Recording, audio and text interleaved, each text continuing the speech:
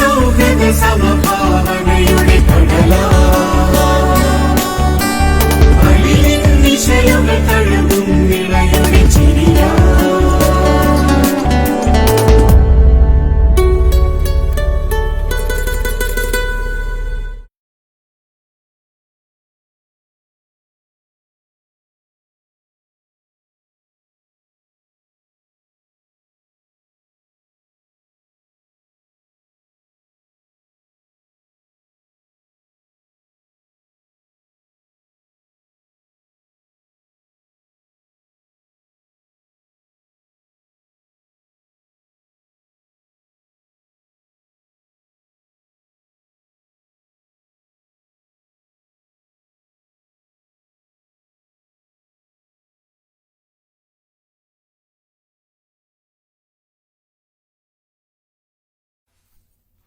എല്ലാവർക്കും നമസ്കാരം. ഇന്ന് നമ്മൾ ഇന്ത്യ ചരിത്രത്തിലെയും കേരള ചരിത്രത്തിലെയും പരീക്ഷാ പ്രാധാന്യമുള്ള ചില മേഖലകൾ പരിചയപ്പെടുകയാണ്. വളരെ വിശാലമായ ഒരു വിഷയമേഖലയിൽ അതിന്റെ എൻട്രി ലെവൽ ചോദ്യങ്ങൾ മാത്രം പരിചയപ്പെടുത്താനാണ് ഞാൻ ഈ അവസരം വിനിയോഗിക്കുന്നത്. കുറെ കാലങ്ങളായി പരീക്ഷയ്ക്ക് നന്നായി തയ്യാറെടുത്തുകൊണ്ടിരിക്കുന്ന നിങ്ങൾക്ക്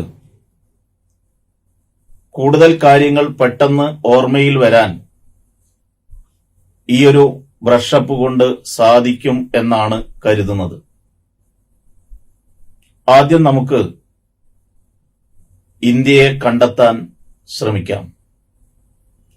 ഇന്ത്യയിലെ ആദ്യകാല സംസ്കാരം സിന്ധു നദീതട സംസ്കാരം എന്നാണ് അറിയപ്പെടുന്നത്. BC 3500-നും 1800-നും ഇടയിലാണ് ഈ സംസ്കാരത്തിന്റെ കാലഘട്ടം. ഒരുപാട് കേന്ദ്രങ്ങളിലായി പടർന്നു കിടന്നിരുന്ന ഈ സംസ്കാരം ഒരുപാട് പ്രത്യേകതകളാൽ സമ്പന്നമായിരുന്നു. ഹരപ്പയിൽ നിന്നാണ് ആദ്യകാല തെളിവുകൾ ഈ സംസ്കാരത്തെക്കുറിച്ച് ലഭിച്ചത്. 1921-ൽ സർ ജോൺ മാർഷലാണ് ഹാരപ്പ കണ്ടെത്തിയത്. പാകിസ്ഥാനിലെ മോൺഗോമറി ജില്ലയിൽ ഉൾപ്പെട്ട ഹരപ്പ രവി നദിയുടെ തീരത്താണ് സ്ഥിതി ചെയ്യുന്നത്. എന്നാൽ സിന്ധു നദീതട സംസ്കാരങ്ങളിൽ ഏറ്റവും വലിയ നഗരമായി അറിയപ്പെടുന്നത് മോഹൻജദാരോ ആണ്. സിന്ധു നദിയുടെ തീരത്ത് സ്ഥിതി ചെയ്യുന്ന മോഹൻജദാരോ പാകിസ്ഥാനിലെ ലാർക്കാന ജില്ലയിലാണ് സ്ഥിതി ചെയ്യുന്നത്. RD ബാനർജിയാണ് മോഹൻജദാരോയുടെ കണ്ടുപിടുത്തം നടത്തിയത്.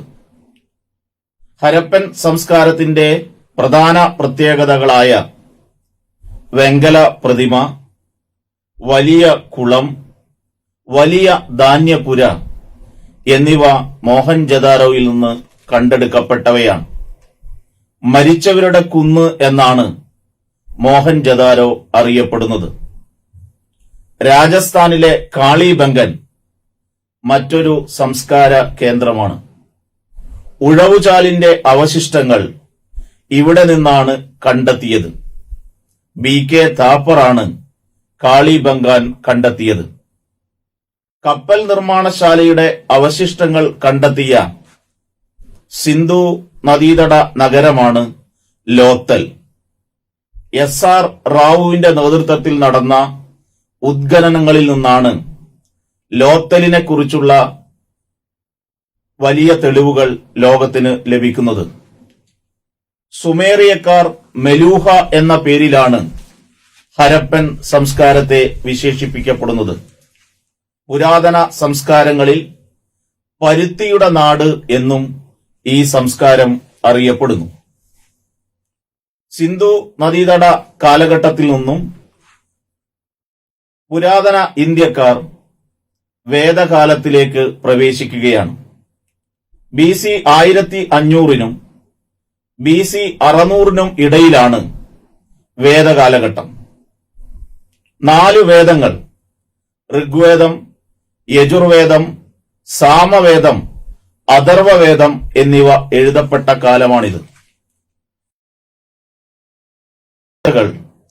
പലപ്പോഴായി ചോദ്യപേപ്പറുകളിൽ ഇടം നേടിയിട്ടുണ്ട്. ആദ്യത്തെ വേദമായ ഋഗ്വേദത്തിൽ 1028 സൂക്തങ്ങളും 10642 സ്തോത്രങ്ങളും ഉണ്ട്. ഗായത്രി മന്ത്രം ഋഗ്വേദത്തിന്റെ ഭാഗമാണ്. രണ്ടാമത്തെ വേദമായ യജുർവേദം യജ്ഞത്തിനുള്ള മന്ത്രങ്ങൾ ഉൾക്കൊള്ളുന്നതാണ്. അഹം ബ്രഹ്മാസ്മി ഇതിൽ ഉൾപ്പെടുന്ന ഒരു മന്ത്രമാണ്. മൂന്നാമത്തെ വേദമായ സാമവേദം സംഗീതത്തിന് പ്രാധാന്യം നൽകുന്നു. തത്വമസി എന്ന വാക്യം ഈ വേദത്തിൽ ഉൾക്കൊണ്ടിട്ടുള്ളതാണ്. അഥർവവേദം ആര്യന്മാരുടേതല്ലാത്ത വേദം എന്നാണ് അറിയപ്പെടുന്നത്. ആയുർവേദവുമായി ബന്ധപ്പെട്ട കാര്യങ്ങൾ ഈ വേദത്തിൽ ഉൾക്കൊള്ളുന്നു. മഹാഭാരതത്തെയാണ് 5ാം വേദം എന്ന് വിളിക്കുന്നത്. വേദങ്ങൾ കഴിഞ്ഞാൽ ഉപനിഷത്തുക്കൾ വളരെ പ്രാധാന്യമുള്ളതാണ്. 118 ഉപനിഷത്തുക്കളാണുള്ളത്. സത്യമേവ ജയതേ എന്ന പ്രസിദ്ധമായ വചനം മുണ്ടകോപനിഷത്തിൽ നിന്ന് എടുത്തതാണ്. പുരാണങ്ങൾ 18 അഖണ്ഡ ഭാരതം എന്ന ആശയം മുന്നോട്ട് വയ്ക്കുന്ന സൃഷ്ടികളാണ് പുരാണങ്ങൾ. ഏറ്റവും വലിയ പുരാണം സ്കന്ദ പുരാണമാണ്. പുരാതന കാലത്ത് ഇന്ത്യയിൽ നിലനിന്നിരുന്ന ദർശനങ്ങളെ സംബന്ധിച്ചുള്ള ചോദ്യങ്ങൾ പരീക്ഷയ്ക്ക് ഉണ്ടാകാറുണ്ട്. ഇവ പൊതുവെ ഷഡ് ദർശനങ്ങൾ എന്നാണ് അറിയപ്പെടുന്നത്. മീമാംസ ജൈമിനി മുന്നോട്ട് വെച്ചു, ന്യായം ഗൗതമൻ മുന്നോട്ട് വെച്ചു, യോഗ പതഞ്ജലി മുന്നോട്ട് വെച്ചു, സാങ്ക്യ കപിലൻ മുന്നോട്ട് വെച്ചു, വൈശേഷികം കണാദൻ മുന്നോട്ട് വെച്ചു, ഉത്തര മീമാംസ ബദരായനൻ മുന്നോട്ട് വെച്ച ഭാരതീയ ദർശനങ്ങളാണ്. വേദകാലഘട്ടത്തു നിന്നും പിന്നീട് മഹാജനപദങ്ങളുടെ കാലമാവുകയാണ്. മഹാജനപദങ്ങൾ എണ്ണത്തിൽ 16 ഉള്ളത്. അതിൽ പരീക്ഷയ്ക്ക് പലപ്പോഴും ചോദിച്ചിട്ടുള്ളത് മഗധം എന്ന ജനപദം ഇന്ന് ഏതു പേരിലാണ് അറിയപ്പെടുന്നത്? പാടലിപുത്രം. കാശി എന്ന് പറയുന്ന മഹാജനപദം ഇന്നത്തെ വാരണാസിയുടെ ഭാഗമാണ്. കുരു എന്ന് പറയുന്ന മഹാജനപദം ഇന്ദ്രപ്രസ്ഥത്തിന്റെ ഭാഗമാണ്. ആവന്തി എന്നറിയപ്പെടുന്ന മഹാജനപദം ഉജ്ജയിനിയാണ്. ഇതുമായി ബന്ധപ്പെട്ട മഹാജനപദങ്ങളുമായി ബന്ധപ്പെട്ട ചോദ്യങ്ങളും പരീക്ഷയ്ക്ക് പ്രതീക്ഷിക്കാം. പുരാതന ഇന്ത്യയിൽ വളർന്നു വന്ന 2 പ്രധാനപ്പെട്ട മതങ്ങൾ ജൈനമതവും ബുദ്ധമതവും പലപ്പോഴും പരീക്ഷാ പേപ്പറുകളിൽ ഇടം നേടിയിട്ടുണ്ട്. ജൈനമതമാണെങ്കിലും ബുദ്ധമതമാണെങ്കിലും BC 6ാം നൂറ്റാണ്ടിലാണ് ഇന്ത്യയിൽ വളർന്നു വരുന്നത്. വർദ്ധമാന മഹാവീരനാണ് ജൈനമതത്തിന്റെ സ്ഥാപകൻ. BC 540 കുന്തല ഗ്രാമം, ബീഹാറിലെ വൈശാലിക്കടുത്തുള്ള കുന്തല ഗ്രാമത്തിലാണ് ഇദ്ദേഹം ജനിക്കുന്നത്. 42ാമത്തെ വയസ്സിൽ ഇദ്ദേഹത്തിന് ബോധോദയം ഉണ്ടാവുകയും 72ാമത്തെ വയസ്സിൽ പാവയിൽ വെച്ച് ഇദ്ദേഹം സമാധി അടയുകയും ചെയ്തു. ജൈനമതവുമായി ബന്ധപ്പെട്ട് 2 ജൈന സമ്മേളനങ്ങളെ കുറിച്ച് പരീക്ഷകൾക്ക് ചോദിക്കാറുണ്ട്. 1ാം ജൈനമത സമ്മേളനം പാടലിപുത്രത്തിൽ വെച്ചാണ് നടന്നതെങ്കിൽ 2ാം ജൈനമത സമ്മേളനം വല്ലഭിയിൽ വെച്ചാണ് നടന്നത്. പുരാതന ഇന്ത്യയിലെ ഭരണാധികാരികളായ അജാതശത്രു, കലിംഗത്തിലെ ഖാരവേലൻ, അമോഘവർഷൻ, ചന്ദ്രഗുപ്ത മൗര്യൻ തുടങ്ങിയവരെല്ലാം ജൈനമത വിശ്വാസികളായിരുന്നു. BC 6ാം നൂറ്റാണ്ടിൽ തന്നെ വളർന്നു വന്ന ബുദ്ധമതത്തിന്റെ സ്ഥാപകൻ ശ്രീബുദ്ധനാണ്. കപിലവസ്തുവിനടുത്ത ലുംബിനി ഗ്രാമത്തിൽ BC 567 ശ്രീബുദ്ധൻ ജനിക്കുന്നത്. 29ാമത്തെ വയസ്സിൽ വീട് വിട്ടിറങ്ങിയ ശ്രീബുദ്ധൻ സത്യം കണ്ടെത്താൻ ശ്രമിക്കുകയാണ്. ഇതിനെയാണ് മഹാപരിത്യാഗം എന്ന് വിളിക്കുന്നത്. സാരനാഥിലാണ് ബുദ്ധൻ തന്റെ ആദ്യ പ്രഭാഷണം നടത്തുന്നത്. എഡ്വിൻ ആർണോൾഡ് എന്ന് പറയുന്ന യൂറോപ്യൻ എഴുത്തുകാരൻ ബുദ്ധനെ ഏഷ്യയുടെ പ്രകാശം എന്നാണ് വിശേഷിപ്പിക്കപ്പെടുന്നത്. 80ാമത്തെ വയസ്സിൽ ഉത്തർപ്രദേശിലെ കുശിനഗരത്തിൽ വെച്ചാണ് ശ്രീബുദ്ധൻ മരണമടയുന്നത്. അഷ്ടാംഗമാർഗങ്ങൾ, പാലി ഭാഷയ്ക്ക് കൊടുത്ത പ്രാധാന്യം, ജാതക കഥകൾ, ത്രിപീഡകങ്ങൾ ഇവയെല്ലാം ബുദ്ധമതവുമായി ബന്ധപ്പെട്ട് കിടക്കുന്നു. പലപ്പോഴും പരീക്ഷയ്ക്ക് ബുദ്ധമത സമ്മേളനങ്ങളെ സംബന്ധിച്ച് ചോദിച്ചിട്ടുണ്ട്. 4 ബുദ്ധമത സമ്മേളനങ്ങളാണ് നടന്നത്. BC 483 അജാതശത്രുവിന്റെ നേതൃത്വത്തിൽ രാജഗൃഹത്തിൽ വെച്ചും, BC 383 കാലശോകന്റെ നേതൃത്വത്തിൽ വൈശാലിയിൽ വെച്ചും, BC 250 പാടലിപുത്രത്ത് വെച്ച് അശോകന്റെ നേതൃത്വത്തിലും ബുദ്ധമത സമ്മേളനം ചേരുകയുണ്ടായി. 4ാം ബുദ്ധമത സമ്മേളനം BC 78 കാശ്മീരിൽ വെച്ച് കനിഷ്കന്റെ കാലത്താണ് ഉണ്ടായത്. ഇതിൽ അവസാനം പറഞ്ഞ 2 കാര്യങ്ങൾ, 3ാം ബുദ്ധമത സമ്മേളനം അശോകൻ, 4ാം ബുദ്ധമത സമ്മേളനം കനിഷ്കൻ, ഇത് പരീക്ഷയ്ക്ക് പലപ്പോഴും ആവർത്തിച്ചു വന്നിട്ടുള്ള ചോദ്യങ്ങളാണ്. മറ്റൊരു ഭരണാധികാരി അലക്സാണ്ടറാണ്. ഇന്ത്യയിലെത്തിയ ആദ്യത്തെ യൂറോപ്യൻ ആക്രമണകാരിയാണ് അലക്സാണ്ടർ. അദ്ദേഹം ഇന്ത്യ ആക്രമിച്ച വർഷം 326 BC ആണ്. അലക്സാണ്ടർ കീഴടക്കിയ ഇന്ത്യൻ ഭരണാധികാരി അംബിയാണ്. അലക്സാണ്ടറുടെ കുതിരയുടെ പേര് ബ്യൂസിഫാലസ്. പലപ്പോഴും ചോദ്യങ്ങൾ ഉണ്ടായിട്ടുണ്ട്. അവസാനം തന്റെ 33ാമത്തെ വയസ്സിൽ BC 323 ബാബിലോണിയയിൽ വെച്ച് മലേറിയ ബാധിച്ചാണ് അലക്സാണ്ടർ മരണമടയുന്നത്. ഇന്ത്യയിലെ സാമ്രാജ്യങ്ങളിൽ ഏറ്റവും പ്രധാനപ്പെട്ട സാമ്രാജ്യമായിരുന്നു മൗര്യ സാമ്രാജ്യം. ഇന്ത്യയിലെ ആദ്യ സാമ്രാജ്യം എന്നാണ് മൗര്യ സാമ്രാജ്യം അറിയപ്പെടുന്നത്. ഒരുപാട് സോഴ്സുകൾ മൗര്യ സാമ്രാജ്യവുമായി ബന്ധപ്പെട്ടുണ്ട്. പരീക്ഷയ്ക്ക് പലപ്പോഴും ചോദ്യങ്ങൾ ഉണ്ടായിട്ടുണ്ട്. കൗടില്യന്റെ അർത്ഥശാസ്ത്രം, മെഗസ്തനീസിന്റെ ഇന്ത്യക്ക, വിശാഖദത്തന്റെ മുദ്രാരാക്ഷസം എന്നിവ ഇതിൽ പ്രധാനപ്പെട്ടതാണ്. മൗര്യ കാലഘട്ടത്തിലെ ഒരു പ്രധാനപ്പെട്ട രാഷ്ട്രീയ സിദ്ധാന്തമാണ് സപ്താംഗ സിദ്ധാന്തം. മൗര്യ സാമ്രാജ്യത്തിലെ പ്രസിദ്ധരായ ഭരണാധികാരികളെ സംബന്ധിച്ചും ചോദ്യങ്ങൾ ഉണ്ടാകാറുണ്ട്. അതിലൊരാൾ ചന്ദ്രഗുപ്ത മൗര്യനാണ്. ഇന്ത്യയിലെ ആദ്യത്തെ ചക്രവർത്തി എന്നാണ് ചന്ദ്രഗുപ്ത മൗര്യനെ വിശേഷിപ്പിക്കുന്നത്. ജൈനമത വിശ്വാസിയായിരുന്നു ചന്ദ്രഗുപ്ത മൗര്യൻ.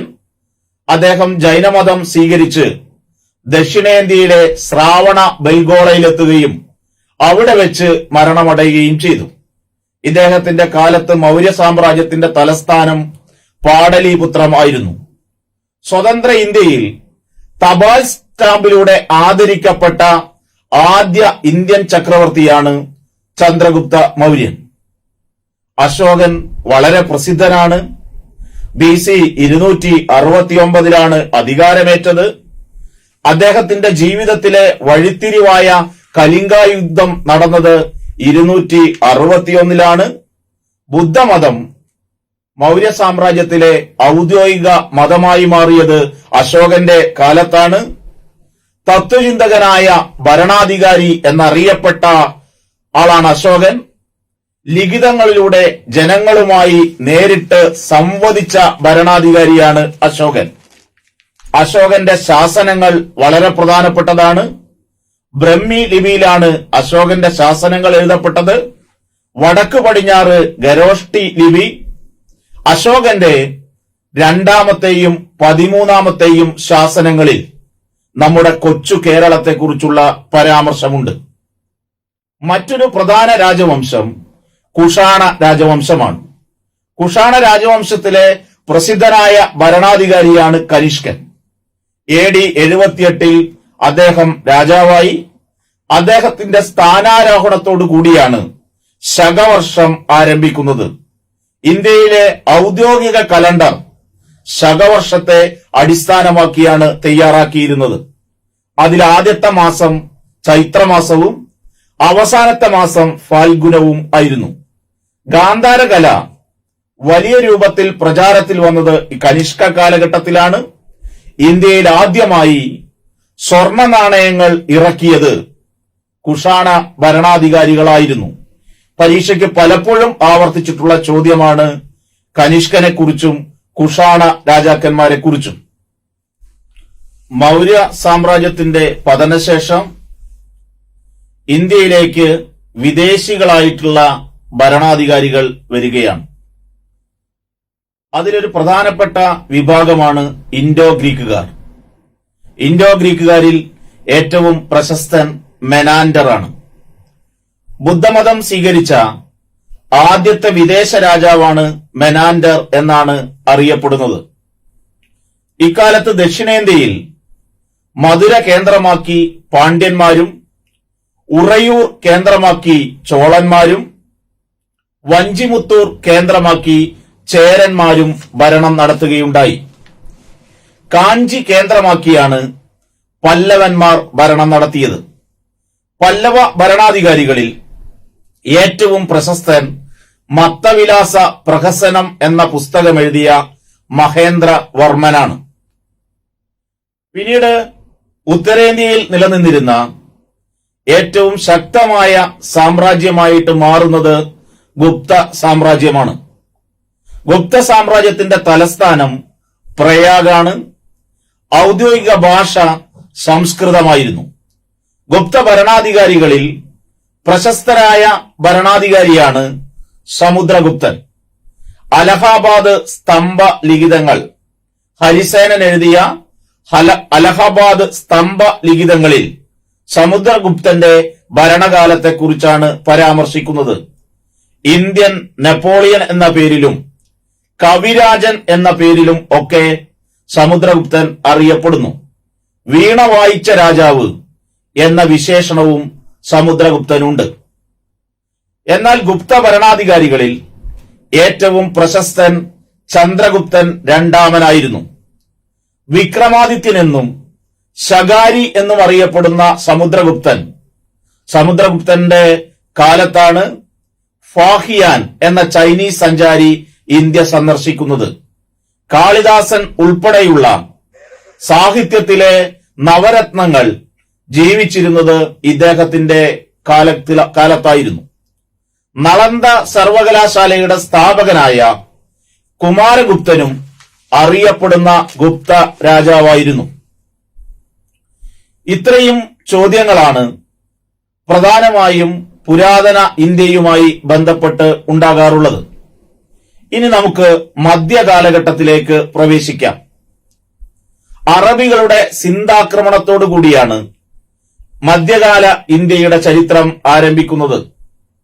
AD 712 മുഹമ്മദ് ബിൻ കാസിം ആണ് സിന്ധ് ആക്രമിക്കുന്നത്. ഇന്ത്യയിൽ അറേബ്യൻ ഭരണാധികാരികൾ പിടിച്ചെടുത്ത ആദ്യത്തെ പ്രദേശമാണ് സിന്ധ്. മുഹമ്മദ് ബിൻ കാസിമിന് പുറമെ അദ്ദേഹത്തിന് ശേഷം മുഹമ്മദ് ഗസ്നി ഏതാണ്ട് 17 പ്രാവശ്യം ഇന്ത്യ ആക്രമിച്ചു. സോമനാഥ ക്ഷേത്രം, ഗുജറാത്തിലെ സോമനാഥ ക്ഷേത്രം കൊള്ളയടിച്ചു മുഹമ്മദ് ഗസ്നി എന്നാണ് പറയപ്പെടുന്നത്. ഗസ്നിക്ക് ശേഷം 9 തവണ മുഹമ്മദ് ഗോറി ഇന്ത്യ ആക്രമിക്കുകയുണ്ടായി. അദ്ദേഹത്തിന്റെ ആക്രമണങ്ങളിൽ ഏറ്റവും പ്രധാനപ്പെട്ട രണ്ട് യുദ്ധങ്ങളാണ് ഒന്നാം തറൈൻ യുദ്ധവും രണ്ടാം തറൈൻ യുദ്ധവും. ഒന്നാം തറൈൻ യുദ്ധത്തിൽ പൃഥ്വിരാജ് ചൗഹാനോട് പരാജയപ്പെടുകയാണ് മുഹമ്മദ് ഗോറി ഉണ്ടായത്. പിന്നീട് 1192 നടന്ന രണ്ടാം തറൈൻ യുദ്ധത്തിലാണ് ഗോറി വിജയിക്കുന്നത്. അദ്ദേഹം പിടിച്ചെടുത്ത പ്രദേശങ്ങൾ പിന്നീട് കുത്തബുദ്ദീൻ ഐബക്കിനെ ഏൽപ്പിച്ച് അദ്ദേഹം ഇന്ത്യ വിടുകയാണുണ്ടായത്. അതോടുകൂടിയാണ് ഇന്ത്യയിൽ സുൽത്താൻ ഭരണത്തിന്റെ ആരംഭം കുറിക്കുന്നത്. പ്രധാനമായും അടിമവംശം, ഗിൽജി, തുഗ്ലക്, സയ്യിദ്, ലോധി ഈ 5 വംശങ്ങളിലായി 32 സുൽത്താൻമാരാണ് ഡൽഹി കേന്ദ്രമായി ഇന്ത്യ ഭരിച്ചത്. ഇത് ക്രൊണോളജിക്കൽ ഓർഡറിൽ പലപ്പോഴും ചോദ്യപേപ്പറുകളിൽ ഉണ്ടായിട്ടുണ്ട്. അടിമ, ഖിൽജി, തുഗ്ലക്, സയ്യിദ്, ലോധി. ഇതിൽ അടിമ വംശത്തിലെ പ്രധാനിയായിരുന്നു കുത്തബുദ്ദീൻ ഐബക്ക്, ഇൽത്തുമിഷ്, ഇന്ത്യയിലെ ആദ്യത്തെ വനിതാ ഭരണാധികാരിയായ സുൽത്താന റസിയ, ബാൽബൻ തുടങ്ങിയവർ അടിമ വംശത്തിലെ പ്രധാന ഭരണാധികാരികളായിരുന്നു. അടിമ വംശത്തിനു ശേഷം ഗിൽജി രാജവംശത്തിന്റെ ഭരണമാണുണ്ടാകുന്നത്. അതിലേറ്റവും പ്രസിദ്ധൻ അലാവുദ്ദീൻ ഖിൽജിയാണ്. കുതിരകൾക്ക് ചാപ്പകുത്തുന്ന സമ്പ്രദായം ഇദ്ദേഹം ആരംഭിച്ചു. മാർക്കറ്റ് നിയന്ത്രണങ്ങൾ, കമ്പോള നിയന്ത്രണങ്ങൾ കൊണ്ടുവന്നു. അമീർ ഖുസ്രു എന്ന് പറയുന്ന പ്രസിദ്ധനായ കവി ഇദ്ദേഹത്തിന്റെ കൊട്ടാരത്തിലുണ്ടായിരുന്നു. മറ്റൊരു പ്രസിദ്ധമായ സുൽത്താൻ വംശമാണ് തുഗ്ലക് വംശം. മുഹമ്മദ് ബിൻ തുഗ്ലക് ബുദ്ധിമാനായ വിഡ്ഢി എന്ന പേരിൽ അറിയപ്പെടുന്നു. തലസ്ഥാന മാറ്റത്തിലൂടെ, ടോക്കൺ കറൻസിയുടെ പ്രചാരത്തിലൂടെ അദ്ദേഹം വലിയ പരിഷ്കാരങ്ങളാണ് ഇന്ത്യയിൽ കൊണ്ടുവന്നത്. ഇബ്നു ബത്തൂത്ത ഇന്ത്യ സന്ദർശിക്കുന്നത് മുഹമ്മദ് ബിൻ തുഗ്ലക്കിന്റെ കാലത്താണ്. സുൽത്താൻ ഭരണ കാലയളവിൽ വിജയനഗര സാമ്രാജ്യം ഹംപി കേന്ദ്രമായി ദക്ഷിണേന്ത്യയിൽ നിലനിന്നിരുന്നു. കൃഷ്ണദേവരായരായിരുന്നു ഏറ്റവും പ്രസിദ്ധനായ വിജയനഗര രാജാവ്. പോർച്ചുഗീസുകാരുമായി സൗഹൃദത്തിലായിരുന്ന ഇന്ത്യൻ രാജവംശമാണ് വിജയനഗരം. ദക്ഷിണ ഭോജൻ എന്നറിയപ്പെടുന്ന ഭരണാധികാരിയാണ് കൃഷ്ണദേവരായർ. അദ്ദേഹം തെലുങ്കു ഭാഷയിൽ അമുക്ത്യ മാല്ലിക് എന്ന് പറയുന്ന ഗ്രന്ഥവും സംസ്കൃത ഭാഷയിൽ ഉഷ പരിണയവും എഴുതിയിട്ടുണ്ട്. അഷ്ടദിഗ്ഗജങ്ങൾ അദ്ദേഹത്തിന്റെ ഭരണവുമായി ബന്ധപ്പെട്ടതാണ്. മറാത്ത സാമ്രാജ്യത്തിന്റെ തലസ്ഥാനം റായ്ഗർ ആയിരുന്നു. ശിവജിയാണ് പ്രസിദ്ധ രാജാവ്. ശിവജി ഛത്രപതി സ്ഥാനം ഏറ്റെടുത്തത് പരീക്ഷയ്ക്ക് പലപ്പോഴായി ചോദിച്ചിട്ടുണ്ട്. 1674. അഷ്ടപ്രധാൻ ശിവജിയുടെ ഭരണവുമായി ബന്ധപ്പെട്ടിട്ടുള്ളതാണ്. മധ്യകാല ഇന്ത്യയിലെ ഏറ്റവും പ്രധാനപ്പെട്ട സാമ്രാജ്യം മുഗൾ സാമ്രാജ്യമായിരുന്നു. ഒന്നാം പാനിപ്പറ്റ് യുദ്ധത്തിലൂടെ ബാബറാണ് മുഗൾ സാമ്രാജ്യം സ്ഥാപിക്കുന്നത്. എന്നാൽ മുഗള ഭരണാധികാരികളിൽ ഏറ്റവും കുറച്ചുകാലം ഭരിച്ചത് ബാബറാണ്. ബാബർക്ക് ശേഷം ഷേർഷയുടെ സൂർ വംശത്തിന്റെ ഭരണമുണ്ടാകുന്നു. കുതിരയ്ക്ക് ചാപ്പകുത്തുന്ന സമ്പ്രദായം, റുപ്യ ഇന്ത്യയുടെ നാണയമാകുന്നത്, ഗ്രാൻഡ് ട്രങ്ക് റോഡ്, ഇതെല്ലാം ഷേർഷയുമായി ബന്ധപ്പെട്ട പരിഷ്കാരങ്ങളാണ്. മുഗള ഭരണാധികാരികളിൽ ഏറ്റവും പ്രശസ്തൻ അക്ബറാണ്. അക്ബറിന്റെ കാലത്താണ് രണ്ടാം പാനിപ്പറ്റ് യുദ്ധം ഹെമവുമായി ഉണ്ടാകുന്നത്. അക്ബർ സ്ഥാപിച്ച സാമൂഹ്യ രാഷ്ട്രീയ മത സംഹിത ദിൻ ഇലാഹി എന്ന പേരിൽ അറിയപ്പെടുന്നു. മൻസബ്ദാരി സമ്പ്രദായം ആരംഭിച്ചത് അക്ബറാണ്. അക്ബറിന്റെ തലസ്ഥാനം ഫത്തേപൂർ സിക്രിയായിരുന്നു. ഒരുപാട് രമ്യഹർമ്മ്യങ്ങൾ അക്ബർ സ്ഥാപിച്ചിട്ടുണ്ട്. അതിലേറ്റവും പ്രധാനപ്പെട്ടത് പഞ്ച്മഹൽ, ബുലന്ദ് ദർവാസ, ജോധ്ബായിയുടെ കൊട്ടാരം, ഇബാദത്ത് ഖാന എന്നിവ അതിൽ പ്രധാനപ്പെട്ടതാണ്. ചിത്രകാരനായ മുഗൾ ചക്രവർത്തി എന്നാണ് ജഹാംഗീറിനെ വിളിക്കുന്നത്. ശ്രീനഗറിലെ ഷാലിമാർ പൂന്തോട്ടം ഇദ്ദേഹത്തിന്റെ കാലത്ത് ആരംഭിച്ചതാണ്. ഇന്ത്യയിൽ ആദ്യമായി പുകയില കൃഷി ആരംഭിച്ചതും ജഹാംഗീർ ആണ്. മുഗള ഭരണകാലത്തിന്റെ സുവർണകാലം എന്ന് വിശേഷിപ്പിക്കുന്നത് ഷാജഹാന്റെ കാലത്താണ്. ഒരുപാട് ചരിത്ര നിർമ്മിതികൾ ഈ കാലഘട്ടത്തിൽ ഇന്ത്യ ലോകത്തിന് സംഭാവന ചെയ്തു. താജ്മഹൽ, ചെങ്കോട്ട, ജുമാ മസ്ജിദ്, ദിവാനി ആം, ദിവാനി ആസ്, മോത്തി മസ്ജിദ് എന്നിവയെല്ലാം ഷാജഹാന്റെ ശില്പചാരുതയ്ക്കുള്ള ഉത്തമ ഉദാഹരണങ്ങളാണ്. മുഗള രാജാക്കന്മാരിൽ മറ്റൊരാൾ ഔറംഗസേബാണ്. ഔറംഗസേബ് സംഗീതം നിരോധിച്ച ഭരണാധികാരിയാണ്. ജീവിക്കുന്ന സന്യാസി എന്നറിയപ്പെട്ട ഭരണാധികാരിയാണ് ഔറംഗസീബ്. മുഗള കാലഘട്ടത്തിൽ നിന്നും ഇത്രയും കാര്യങ്ങൾ നമുക്ക് എൻട്രി ലെവൽ ചോദ്യങ്ങൾ എന്നുള്ള നിലയ്ക്ക് പ്രതീക്ഷിക്കാവുന്നതാണ്. ആധുനിക ഇന്ത്യ ചരിത്രത്തിന്റെ ആരംഭം യൂറോപ്യന്മാരുടെ ആഗമനത്തോടു കൂടിയാണ്. ഇന്ത്യയിലെത്തിയ ആദ്യ വിദേശികൾ പോർട്ടുഗീസുകാരാണ്. വാസ്കോഡഗാമ കിങ് മാനുവലിന്റെ നിർദ്ദേശപ്രകാരമാണ് ഇന്ത്യയിൽ വരുന്നത്. ഇന്ത്യയിലെ ആദ്യത്തെ പ്രസിദ്ധനായ പോർച്ചുഗീസ് വൈസ്രോയി അൽമേഡയാണ്. അൽമേഡയുമായി ബന്ധപ്പെട്ട ചോദ്യങ്ങൾ പലപ്പോഴും പരീക്ഷയ്ക്കുണ്ടായിട്ടുണ്ട്.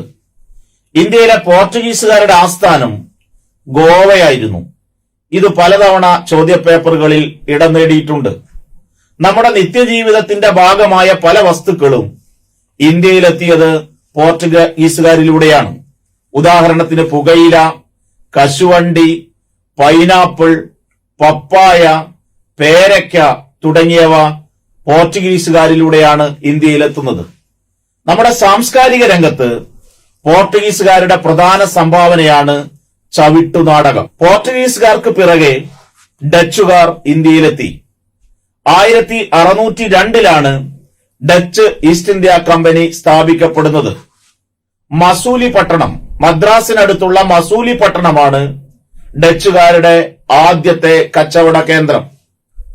ഡച്ചുകാരുമായി ബന്ധപ്പെടുത്തുമ്പോൾ ഓർക്കേണ്ട ഏറ്റവും പ്രധാനപ്പെട്ട ഒരു സംഭവം 1741 കുളച്ചൽ യുദ്ധമാണ്. തിരുവിതാംകൂറിലെ മാർത്താണ്ഡവർമ്മയോട് പരാജയം ഡച്ചുകാർക്ക് നേരിടേണ്ടി വന്നു. ഡിലനോയ് എന്ന് പറയുന്ന ഡച്ച് സൈന്യാധിപനെ തടവുകാരനായി മാർത്താണ്ഡവർമ്മ പിടിക്കുകയാണ്.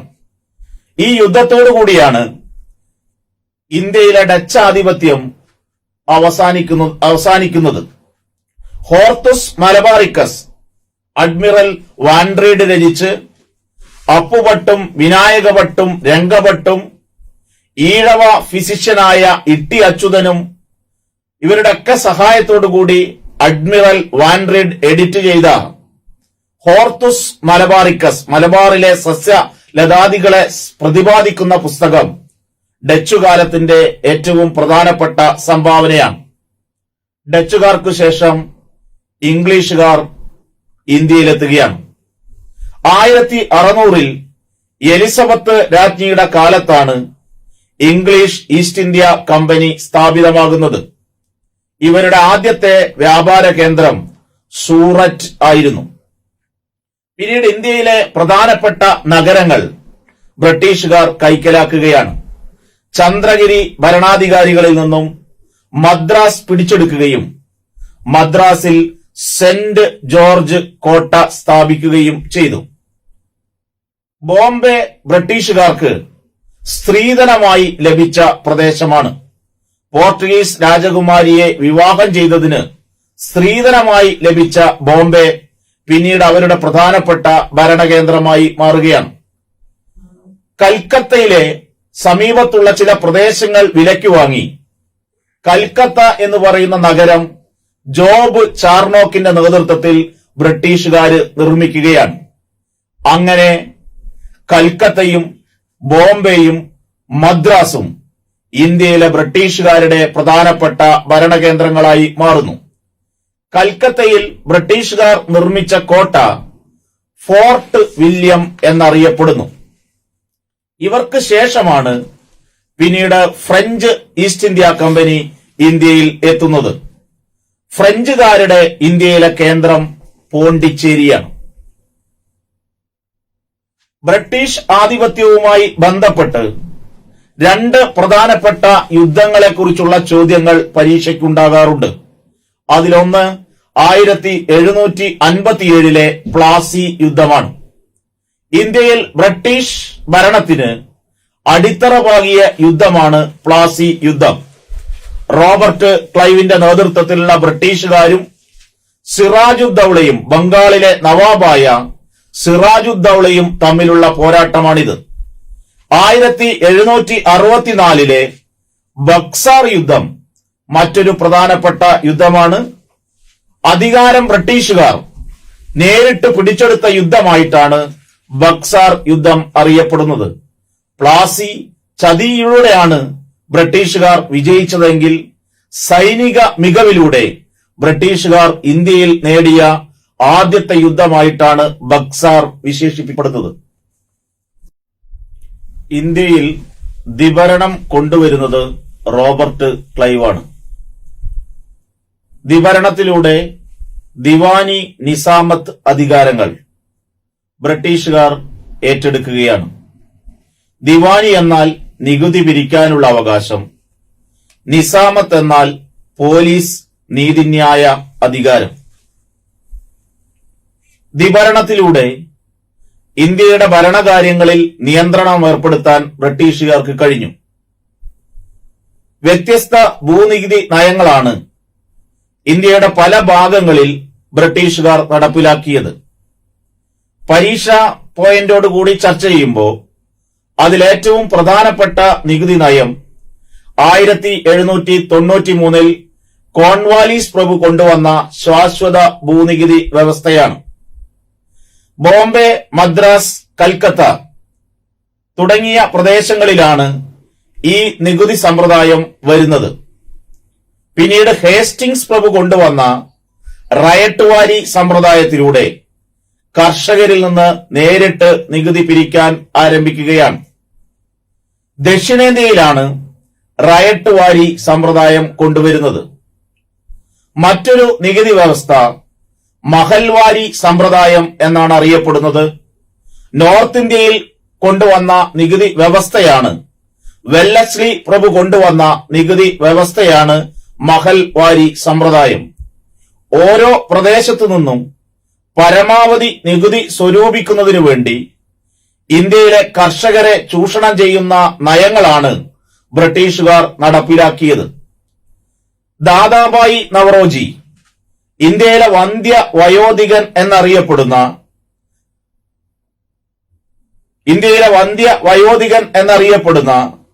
ദേശീയ നേതാവ് എഴുതിയ poverty and un British rule എന്ന് പറയുന്ന പുസ്തകത്തിൽ അദ്ദേഹം ഇന്ത്യയിലെ സാമ്പത്തിക ചൂഷണത്തെ സംബന്ധിച്ച് ഒരു പ്രധാന സിദ്ധാന്തം മുന്നോട്ട് വയ്ക്കുന്നു. ആ സിദ്ധാന്തമാണ് ഡ്രെയിൻ തിയറി, ചോർച്ച സിദ്ധാന്തം. ബ്രിട്ടീഷുകാർക്കെതിരെ ഇന്ത്യയിൽ ആദ്യകാലത്ത് ഒരുപാട് ചെറുത്തുനിൽപ്പുകൾ ഉണ്ടായിട്ടുണ്ട്. അതിലേറ്റവും പ്രധാനപ്പെട്ട ഒന്ന് പോളിഗർ കലാപങ്ങളാണ്. മരുതുപാണ്ഡ്യ കട്ടബൊമ്മനും അതുപോലെ തന്നെ മരുതുപാണ്ഡ്യനുമാണ് ഈ സമരത്തിന് നേതൃത്വം കൊടുത്തത്. ബംഗാളിൽ നടന്ന സന്യാസി കലാപങ്ങളും ഫക്കീർ കലാപങ്ങളും ഈ ഘട്ടത്തിൽ എടുത്തു പറയേണ്ട കലാപങ്ങളാണ്.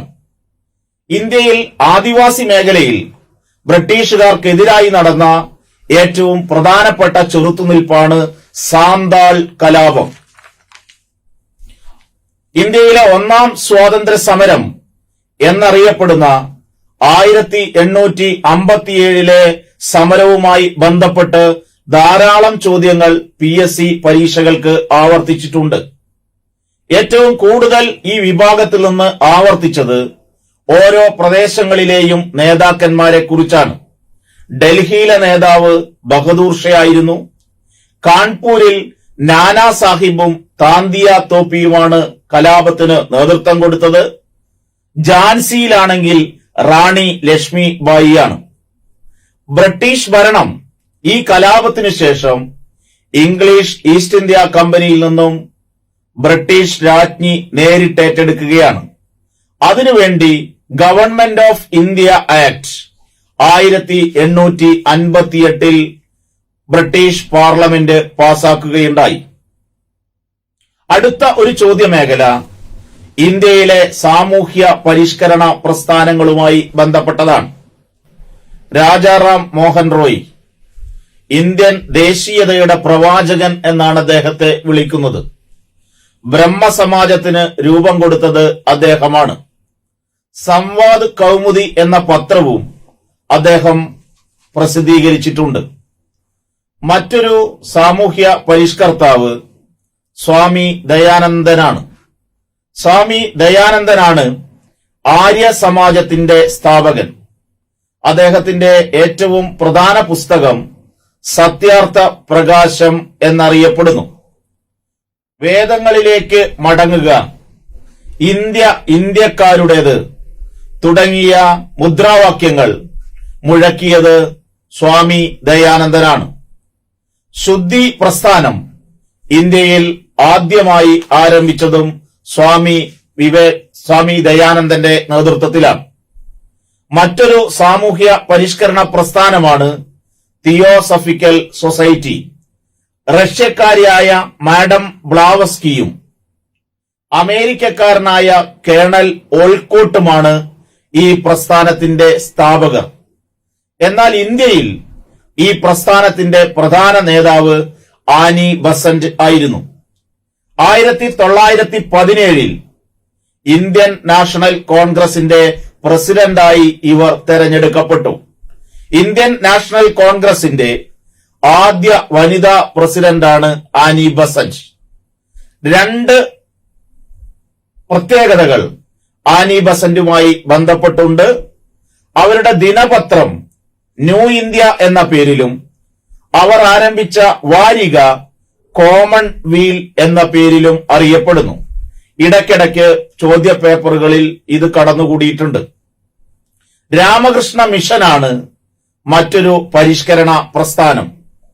സ്വാമി വിവേകാനന്ദനാണ് രാമകൃഷ്ണ മിഷന്റെ സ്ഥാപകൻ. അദ്ദേഹത്തിന്റെ പഴയ പേര് നരേന്ദ്രനാഥ് ദത്ത എന്നാണ്. 1893 ചിക്കാഗോയിലെ സർവമത സമ്മേളനത്തിൽ അദ്ദേഹം നടത്തിയ പ്രസംഗം വളരെ പ്രധാനപ്പെട്ടതാണ്. അമേരിക്കയിലെ സഹോദരി സഹോദരന്മാരെ എന്നാരംഭിക്കുന്ന പ്രസംഗം ലോകോത്തരമായ പ്രസംഗങ്ങളിൽ ഒന്നായി വിലയിരുത്തപ്പെടുന്നു. പ്രാർത്ഥനാ സമാജം ആത്മരാം പാണ്ഡുരംഗിന്റെ നേതൃത്വത്തിലും അലിഗഡ് പ്രസ്ഥാനം സർ സയ്യിദ് അഹമ്മദ് ഖാന്റെ നേതൃത്വത്തിലും സത്യശോധക് സമാജം ജ്യോതിറാവു ഫൂലെയുടെ നേതൃത്വത്തിലും ആരംഭിച്ച പ്രസ്ഥാനങ്ങളാണ്. ഹിതകാരണി സമാജവും വീരേശലിംഗത്തിന്റെ നേതൃത്വത്തിലാണ് ആരംഭിച്ചതെങ്കിൽ self respect movement EV Ramaswamy നായ്ക്കറുടെ നേതൃത്വത്തിൽ ആരംഭിച്ച പരിഷ്കരണ പ്രസ്ഥാനമാണ്. ഈ പരിഷ്കരണ പ്രസ്ഥാനങ്ങളിലൂടെയാണ് ഇന്ത്യൻ ദേശീയ പ്രസ്ഥാനം മുന്നോട്ട് പോകുന്നത്. 1885 ഇന്ത്യൻ നാഷണൽ കോൺഗ്രസ് രൂപം കൊള്ളുന്നത്. 72 പ്രതിനിധികളാണ് കോൺഗ്രസിന്റെ ആദ്യ സമ്മേളനത്തിൽ പങ്കെടുക്കുന്നത്. WC ബാനർജിയാണ് കോൺഗ്രസിന്റെ ആദ്യ പ്രസിഡന്റ്. കോൺഗ്രസിന്റെ രൂപീകരണവുമായി ബന്ധപ്പെട്ട് ഉയർന്നു വന്ന ഒരു സിദ്ധാന്തമാണ് സുരക്ഷാ വാൽവ് സിദ്ധാന്തം. ലാല ലജ്പത് റായിയാണ് സുരക്ഷാ വാൽവ് സിദ്ധാന്തം മുന്നോട്ട് വയ്ക്കുന്നത്.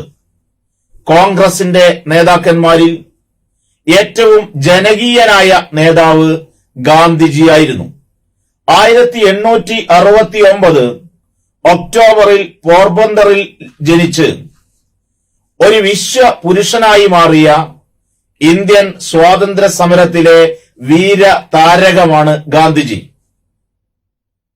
വക്കീൽ ജോലിക്കു വേണ്ടി ദക്ഷിണാഫ്രിക്കയിലേക്ക് പോയ ഗാന്ധിജി 1915 ഇന്ത്യയിൽ മടങ്ങിയെത്തി. 916 സബർമതി ആശ്രമം സ്ഥാപിച്ചു. 917 ചമ്പാരൻ സത്യാഗ്രഹം നടത്തി.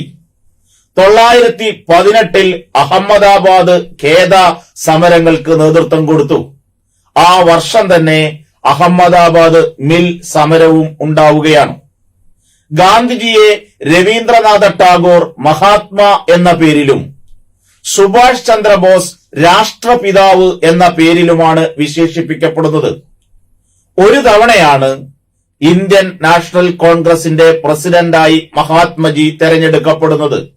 1924 ബൽഗാം സമ്മേളനത്തിൽ വെച്ച്.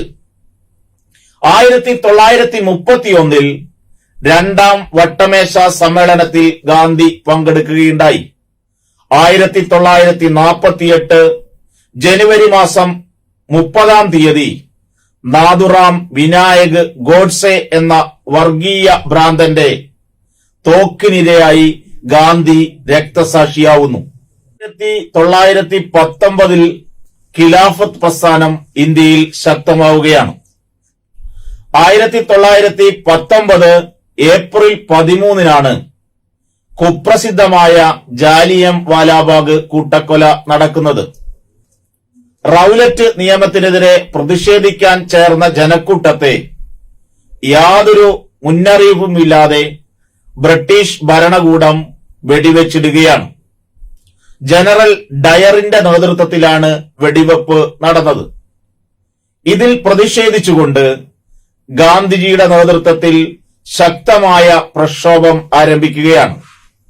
ഗാന്ധിജിയുടെ നേതൃത്വത്തിൽ നടന്ന ആദ്യത്തെ ജനകീയ സമരമാണ് നിസ്സഹകരണ പ്രസ്ഥാനം. 1920 പരീക്ഷയ്ക്ക് പലവട്ടം ചോദിച്ചിട്ടുള്ള ഒരു ചോദ്യമാണ് നിസ്സഹകരണ പ്രസ്ഥാനം ആരംഭിച്ച വർഷം. ഗാന്ധിജിയുടെ ജീവിതത്തിലെ സുപ്രധാനമായ സമരമായിരുന്ന നിസ്സഹകരണ പ്രസ്ഥാനം 1922 ചൗരി ചൗര സംഭവത്തോടുകൂടി അവസാനിപ്പിക്കുകയാണ്. പിന്നീട് ഗാന്ധിജിയുടെ നേതൃത്വത്തിൽ നടന്ന ജനകീയ പോരാട്ടമാണ് 1930 നിയമലംഘന പ്രസ്ഥാനം. നിയമലംഘന പ്രസ്ഥാനവും ഇർവിനുമായി ഉണ്ടാക്കിയ ഉടമ്പടിയെ തുടർന്ന് ഗാന്ധി നിർത്തിവെക്കുകയും 1931 ഈ ഉടമ്പടിക്ക് ശേഷം പിന്നീട് നടന്ന വട്ടമേശ സമ്മേളനത്തിൽ ഗാന്ധി പങ്കെടുക്കുകയും ചെയ്തു. 1932 രണ്ടാം വട്ടമേശ സമ്മേളനം നടക്കുന്നത്. ഗാന്ധി ആഹ്വാനം ചെയ്ത ഏറ്റവും അവസാനത്തെ ജനകീയ പോരാട്ടം ക്വിറ്റ് ഇന്ത്യ സമരം എന്ന പേരിലാണ് അറിയപ്പെടുന്നത്. പ്രവർത്തിക്കുക അല്ലെങ്കിൽ മരിക്കുക ഈ സമരത്തിലെ ഏറ്റവും പ്രധാനപ്പെട്ട മുദ്രാവാക്യങ്ങളായിരുന്നു. ഗാന്ധിയൻ സമരങ്ങളുമായി ബന്ധപ്പെട്ട ധാരാളം ചോദ്യങ്ങൾ പരീക്ഷയ്ക്ക് ഉണ്ടാകാറുണ്ട്. ഈ മേഖല നന്നായി ശ്രദ്ധിക്കേണ്ടതാണ്. മലബാർ കലാപം 1921 രൂപം കൊള്ളുന്നത്. 1922 ഇന്ത്യയിൽ സ്വരാജ് പാർട്ടി CR ദാസിന്റെയും മോത്തിലാൽ നെഹ്റുവിന്റെയും നേതൃത്വത്തിൽ രൂപം കൊള്ളുന്നത്. 1920 രൂപം കൊണ്ട തൊഴിലാളി പ്രസ്ഥാനമാണ് AITUC. 1927 സൈമൺ കമ്മീഷൻ ഇന്ത്യയിലെത്തുന്നു. സൈമൺ കമ്മീഷൻ ഗോ ബാക്ക് എന്ന വിളികൾ കൊണ്ടാണ് ഇന്ത്യൻ ദേശീയ പ്രസ്ഥാനം അതിനെ നേരിട്ടത്. ഈ സമരത്തിൽ പങ്കെടുത്ത ലാലാ ലജ്പത് റായിക്ക് ലാത്തിചാർജിൽ പരിക്കുപറ്റുകയും അദ്ദേഹം മരണമടയുകയും ചെയ്തു. 14 ഡിമാൻഡുകൾ മുഹമ്മദ് അലി ജിന്ന മുന്നോട്ട് വെച്ച ഡിമാൻഡുകളാണ്. കോൺഗ്രസിനെതിരായി ജിന്ന പലപ്പോഴും തിരിഞ്ഞിരുന്നു. അക്കൂട്ടത്തിൽ ഏറ്റവും പ്രധാനപ്പെട്ടതാണ് 14 ഡിമാൻഡ്സ്. കോൺഗ്രസിന്റെ ലാഹോർ സമ്മേളനം പരീക്ഷയ്ക്ക് വളരെ പ്രധാനപ്പെട്ടതാണ്. 1929 ലാഹോർ സമ്മേളനം നടക്കുന്നത്. സമ്മേളനത്തിന്റെ അധ്യക്ഷൻ ജവഹർലാൽ നെഹ്റു ആയിരുന്നു. 3 കാര്യങ്ങളാണ് സമ്മേളനം തീരുമാനിച്ചത്. 1. ഗാന്ധിയുടെ നേതൃത്വത്തിൽ നിയമലംഘന പ്രസ്ഥാനം ആരംഭിക്കാൻ തീരുമാനിച്ചു. 2. ഇന്ത്യയുടെ സ്വതന്ത്ര പതാകയായി ത്രിവർണ പതാക ഉയർത്താൻ തീരുമാനിച്ചു. 3. ഇന്ത്യയുടെ സ്വാതന്ത്ര്യ ദിനമായി 1930 ജനുവരി 26 കൊണ്ടാടാൻ തീരുമാനിച്ചു. പരീക്ഷയ്ക്ക് പലപ്പോഴും 1929 ലാഹോർ സമ്മേളനം ചോദിക്കാറുണ്ട്. ഇന്ത്യയിൽ മുസ്ലിം ലീഗ് രൂപം കൊള്ളുന്നത് 1906 ധാക്കയിൽ വെച്ചാണ്. കോൺഗ്രസും മുസ്ലിം ലീഗും ഒന്നിച്ച് പ്രവർത്തിക്കാൻ തീരുമാനിച്ചത് 1916 കോൺഗ്രസിന്റെ ലക്നൌ സമ്മേളനത്തിന് ശേഷമാണ്. കോൺഗ്രസിനുള്ളിലെ രണ്ട് വിഭാഗങ്ങൾ, മിതവാദികളും തീവ്രവാദികളും, ഒന്നിച്ച് പ്രവർത്തിക്കാൻ തീരുമാനിച്ചതും 1916 ലക്നൌ സമ്മേളനത്തിന് ശേഷമാണ്. ഇന്ത്യൻ ദേശീയ പ്രസ്ഥാനം ഇന്ത്യൻ നാഷണൽ കോൺഗ്രസിന്റെ മാത്രം സംഭാവനയായിരുന്നില്ല. ഭഗത് സിംഗിനെ പോലുള്ള, സുഖദേവിനെ പോലുള്ള, രാജ്ഗുരുവിനെ പോലുള്ള വിപ്ലവകാരികളുടെ പോരാട്ടങ്ങളും ഇന്ത്യൻ ദേശീയ പ്രസ്ഥാനത്തിന് കരുത്തു പകർന്നിട്ടുണ്ട്. HSRIയുടെ സ്ഥാപകനാണ് ഭഗത് സിംഗ്. ലാഹോർ ഗൂഢാലോചന കേസിൽ പ്രതിയായ വിപ്ലവകാരിയാണ് ഭഗത് സിംഗ്. രക്തസാക്ഷികളുടെ രാജകുമാരൻ എന്നാണ് പഞ്ചാബുകാരനായ ഭഗത് സിംഗിനെ വിശേഷിപ്പിക്കപ്പെടുന്നത്. കോൺഗ്രസിന്റെ ആദ്യകാല നേതാക്കളായ ഗോഖലെയും തിലകനും പലപ്പോഴും ചോദ്യങ്ങളിൽ ഇടം നേടിയിട്ടുണ്ട്. 1905 കോൺഗ്രസിന്റെ പ്രസിഡന്റായി തെരഞ്ഞെടുക്കപ്പെടുകയാണ്. ബനാറസ് സമ്മേളനത്തിൽ കോൺഗ്രസിന്റെ പ്രസിഡന്റായി ഗോഖലെ തെരഞ്ഞെടുക്കപ്പെടുന്നു. ഡക്കാൻ എഡ്യൂക്കേഷണൽ സൊസൈറ്റിയിലൂടെയാണ് അദ്ദേഹം രാഷ്ട്രീയ പ്രവർത്തനം ആരംഭിക്കുന്നത്. 1905 servants of India society Gokhale സ്ഥാപിക്കുകയാണ്. അദ്ദേഹം ആരംഭിച്ച പത്രം നേഷൻ എന്നറിയപ്പെടുന്നു. മറ്റൊരു തീവ്രവാദ നേതാവാണ് തിലകൻ, ബാലഗംഗാധര തിലകൻ. ഒരിക്കൽ പോലും കോൺഗ്രസിന്റെ പ്രസിഡന്റ് ആകാത്ത നേതാവാണ് തിലകൻ. തിലകൻ മറാത്ത ഭാഷയിൽ കേസരി എന്ന് പറയുന്ന പത്രവും ഇംഗ്ലീഷ് ഭാഷയിൽ മറാത്ത എന്ന് പറയുന്ന പത്രവും ആരംഭിക്കുകയുണ്ടായി. 1907 മിതവാദികളെന്നും തീവ്രവാദികളും എന്നുമുള്ള സൂററ്റ് സമ്മേളനത്തിലെ പിളർപ്പിന് കാരണക്കാരൻ തിലകനായിരുന്നു. പരീക്ഷയ്ക്ക് ചോദിക്കാറുള്ള മറ്റൊരു മേഖല ബ്രിട്ടീഷുകാരുടെ കാലത്ത് ഇന്ത്യയിൽ രൂപം കൊണ്ട ആക്ടുകളാണ്. അതിലേറ്റവും പ്രധാനപ്പെട്ട ഒന്ന് 1909 മിന്റോ മോർലി ഭരണപരിഷ്കാരമാണ്.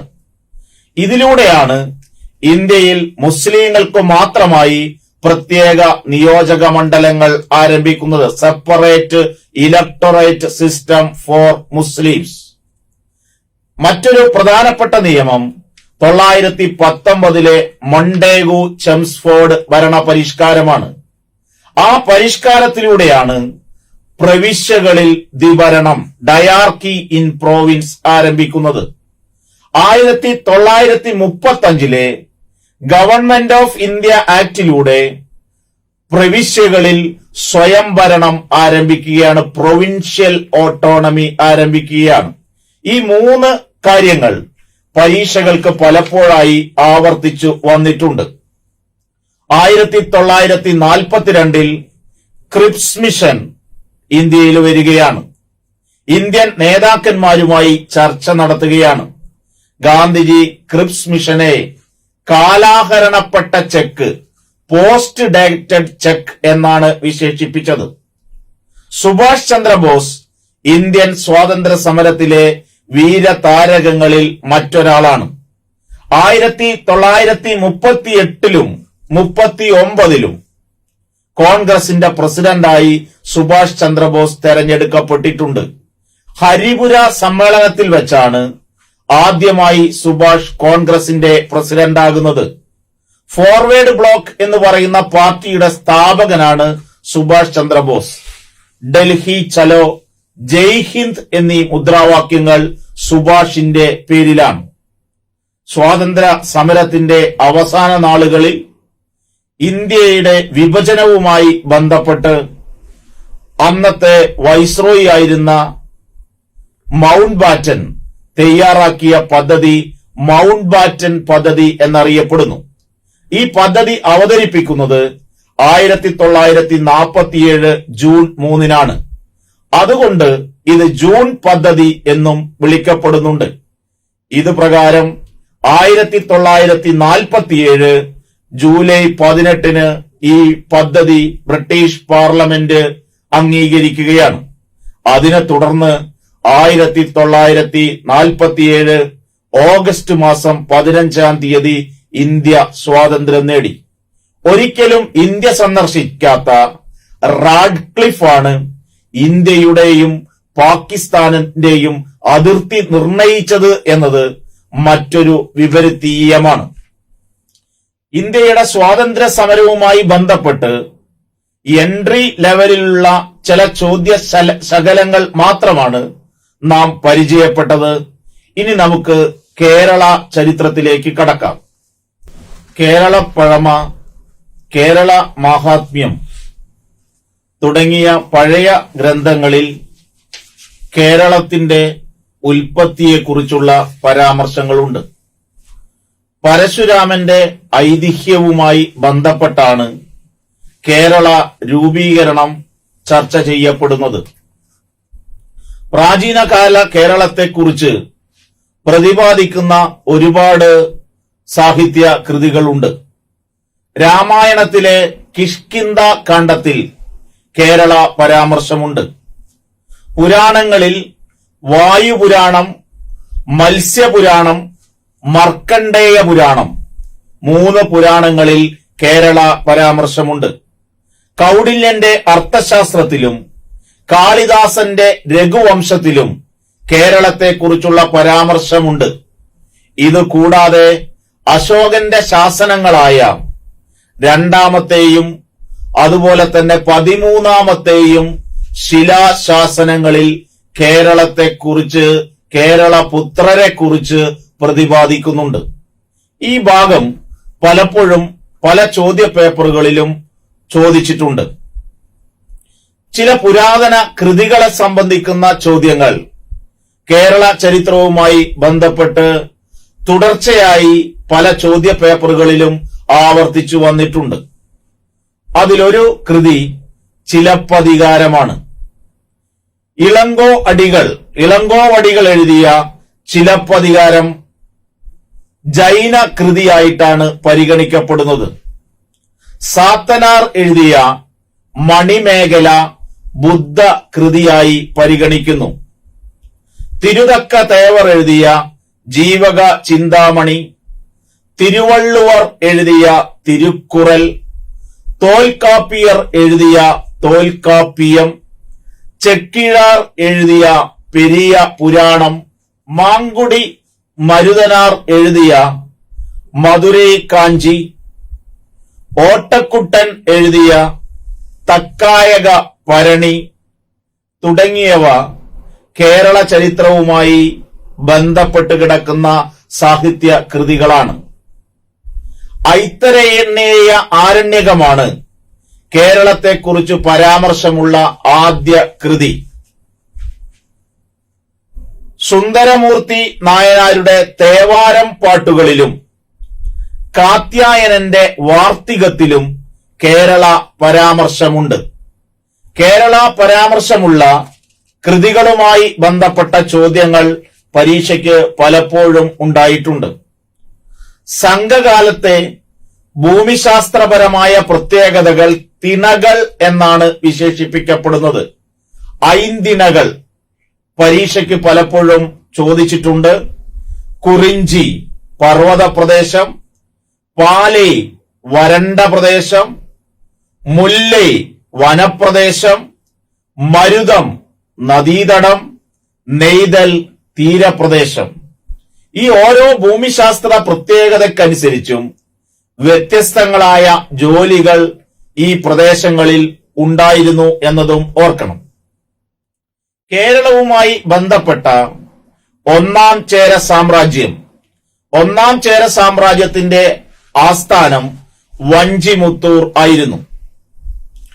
ഒന്നാം ചേര സാമ്രാജ്യത്തിലെ പ്രസിദ്ധരായ ഭരണാധികാരികളാണ് വാനവരമ്പൻ, പെരുംചോറ്റു തീയൻ എന്നൊക്കെ അറിയപ്പെടുന്ന ഉദിയൻ ചേരലാതൻ. ഇമയവരമ്പൻ, ഏഴുമുടി മാർപ്പൻ എന്നറിയപ്പെടുന്ന നെടും ചേരലാതൻ, കടൽ പിറകോട്ടിയ വേൽക്കേഴു കുട്ടവൻ എന്നറിയപ്പെടുന്ന ചേരൻ ചെങ്കുട്ടവൻ എന്നിവരെല്ലാം പുരാതന കാല കേരളത്തിൽ വന്ന മതങ്ങളെക്കുറിച്ചുള്ള ചോദ്യങ്ങളും പരീക്ഷയ്ക്ക് പലപ്പോഴും ആവർത്തിച്ചു വന്നിട്ടുണ്ട്. AD 52 ക്രിസ്തുമത പ്രചാരകനായ സെന്റ് തോമസ് കേരളത്തിലെത്തുന്നത്.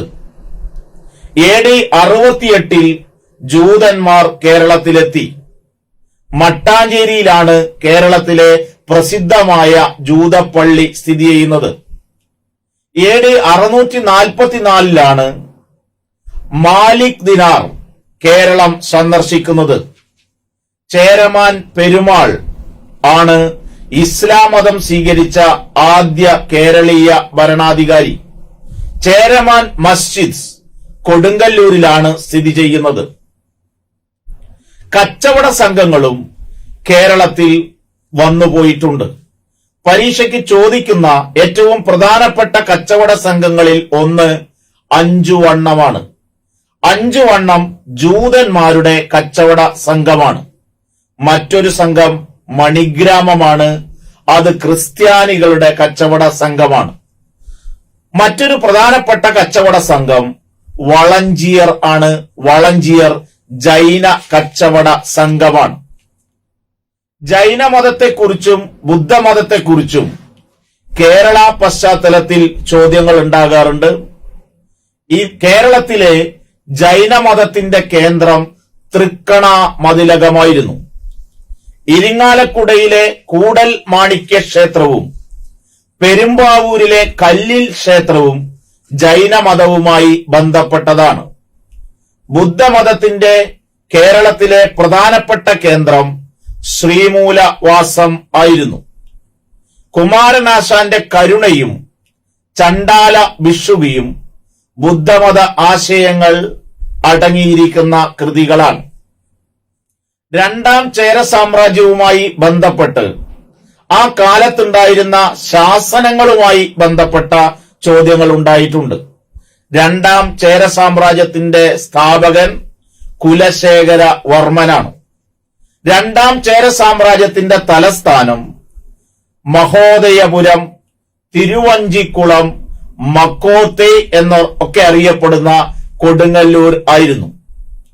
രാജശേഖര വർമ്മന്റെ കാലത്താണ് കൊല്ലവർഷം ആരംഭിക്കുന്നത്. പരീക്ഷയ്ക്ക് പലതവണ ആവർത്തിച്ചിട്ടുണ്ട്.